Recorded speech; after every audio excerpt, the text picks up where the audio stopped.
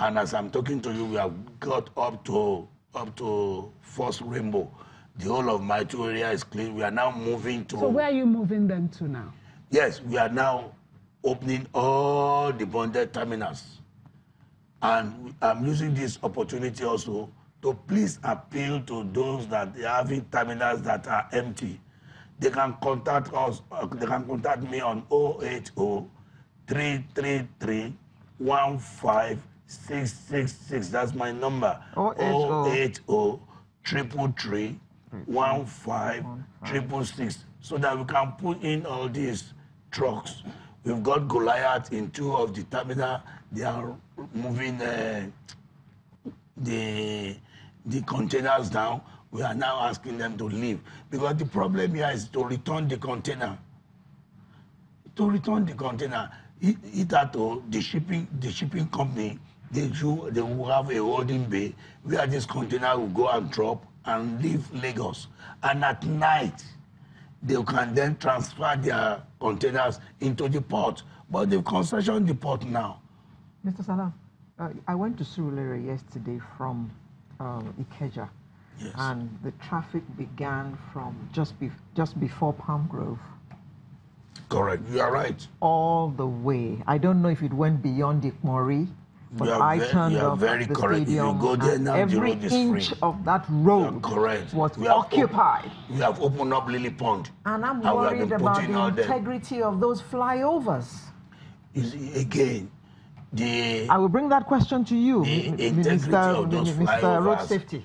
Your worry is as much as ours too in the state. But when you could remember, there was a time that area got burnt. Yes. And then after we move all those trucks away from that road, I think federal government, as they are going to do the echo sound test for Third Mainland Bridge, also need to check the integrity of those bridges. Okay. And that is why some people have, really faulted the Lagos State government. You said earlier that some of your efforts, because you don't want to cripple the economy, but some people have said you have the laws, the 2012 traffic laws. Enforce them. Enforce the law. Right now, that is what you're trying to do, but we're now talking about issues of, the integrity of the bridge, the road, and a lot of, hardship this has brought onto the people. Why do you have to wait Lagos State government cannot be faulted. Lagos State government cannot be faulted because if you look at those trucks, they don't belong to Lagos State government. If you look at everything, it is federal agency. The Chiefs Council is federal agency. MPA is federal agency. DPR that are also licensing all these tank farms. They are federal agencies. And what do you want us to do? Okay, Mr. Dennis, let me bring Mr. Dennis in. Mr. Dennis, you're a road safety expert. This has been going on for a while, and every time those flyovers are occupied by this dead weight, some of us drive on them beside these things and we pray, God, don't let this bridge collapse while I'm on it. True. It's got to a point now where everybody is scared that those flyovers are going to collapse any minute from now. Lagos State says you can't blame them. But I am saying, please correct me, and I want your thoughts about this. If you own this land, you can put in place laws that will make your people comfortable.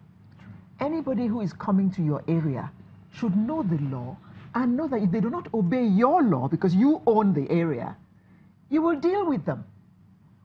Please, your comment. Yes, but one of the things that we enjoy doing in this country is to speak English. We do a lot of English speaking, and it has not taken us anywhere. English speaking. English speaking. Now, yes, the integrity of the bridges has been compromised. But rather than just setting up task force upon task force, let's even go back and take a look at how trucking business is done. Each truck company should have their individual parks. Each truck companies should advertise themselves. Some of the trucks that are on the queue that you see, They are not there to drop containers. Some are looking for business. If we take all of those ones that are looking for business out of that line, the number will shrink. Okay. If each truck company, there is nowhere in this country where an establishment built a high-rise where all banks must have offices. This cheap way of taking cap in hand, asking for money from federal, local government coming to state needs to stop. If each fleet company do have their parks, like banks, there are courier companies in this country. So do all the courier companies also need a central point where they will be having call-up system and all of this? Let's do things the way things are done in the West. It's simple common sense. We should have journals, newspapers, where each of these companies will advertise their products and services. So if you need them, you go You get need them, you contact them, and you engage their service, they go to the port. For all of us just sitting down and looking at the bridges, look, the bridges are there, the roads are insufficient. So now the trucks go to the ports and await business at the port. Some of the ones you see on the queue are awaiting business. Some of them are looking for somebody to buy their service. Not all of them, some do. Okay. You know, but is it, for how long are we going to be dressing the wound when we need to treat the root cause of the wound? Advertising agencies, for example, they have creative guys who will come up with creative ways to advertise these various fleet operators. We are not engaging them. So we are worried that many Nigerians are jobless and some things are leading to their joblessness. We are not willing to treat it. Bringing it back to the current situation we are in right now, I think federal, state, government, they have failed. They failed to be responsible. And the day any of the bridges come down, anyone that dies on that bridge, we will fight them. We will mobilize. If we are going to take them to court, we will take them to court. Too many deaths has happened and nothing happens, no compensation. It shouldn't continue. Are you also thinking about, because it's not only the Lagos port. I'm sorry, you can't. We need to bring in Mr. Okoye. Okay. I was just going to, I'll come to you, please.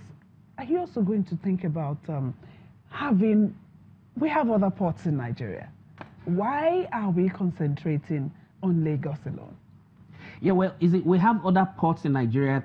To the little that I know, some of the shipping companies, the shipping lines, do not even want to go to the other ports because of the volatility. Apapa or Tinkan? No, outside Lagos, worry. No, most of them want to come to Yes, most Lagos of them want to Tinkan. come to around Lagos, which is safer for them. Yes. Their business concerns, and they don't want their crew kidnapped and all of that, and so they are looking for the easy way out. Okay. But you see, Apapa has rail track. The train gets to Apapa. The train does not get to Tinkan. But the railway system has died.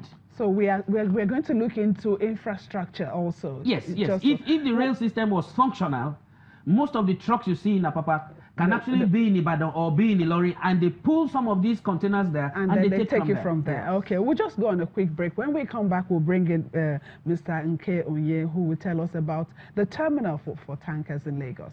Just stay with us.